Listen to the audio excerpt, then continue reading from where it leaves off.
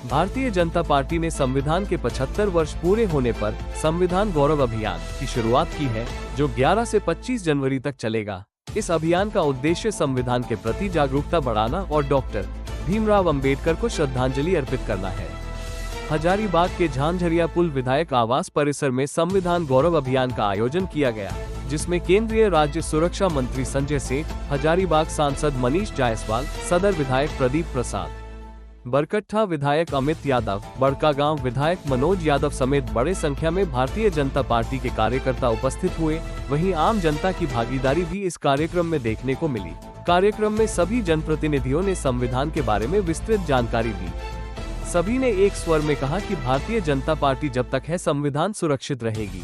बाबा साहब अम्बेडकर को भाजपा ने ही सम्मान दिया है। संविधान के जरिए ही देश चल रहा है, विकास योजनाएं धरातल पर आ रही है और हम सबको जीने का अधिकार भी संविधान से मिला है। संविधान पवित्र पुस्तक है जिससे देश चलती है। अब देखो, संविधान गौरव अभियान, क्योंकि संविधान को जितना तार तार नेहरू खानदान ने किया है, क्योंकि आप जानते हो कि लोकतंत्र लोक और लाज से चलता है। अब इनको सुबुद्धि आए, इस पवित्र, हम तो उसको ग्रंथ मानते हैं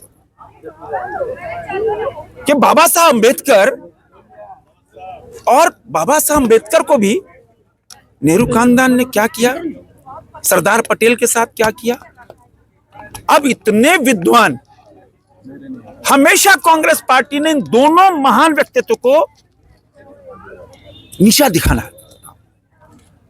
अब उनकी ये जो अभी चांदी के चम्मच से खाने वाले राजकुमार हैं, इनको तो अपने पूर्वजों के जो कृत्य किए हैं, घृणित के, उसके लिए माफी मांगनी चाहिए देश से। क्या हाँ, सबसे ज्यादा संविधान संशोधन हमने किया, सबसे ज्यादा संविधान का दुरुपयोग हमने किया, आपातकाल हमने लगाया, हमने 42वां संशोधन कर न्यायपालिका को उसके पर कतरे, हम माफी मांगते हैं। उनको माफी मांगनी चाहिए।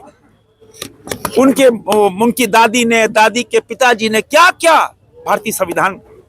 और बाबा साहब अम्बेडकर अब तो अभी ये कह रहे थे कि भाई मनमोहन सिंह बहुत आदरणीय, क्यों नहीं कांग्रेस पार्टी के कार्यालय का नाम मनमोहन सिंह के सामने रखना चाहिए। इतने बड़े अर्थशास्त्री थे।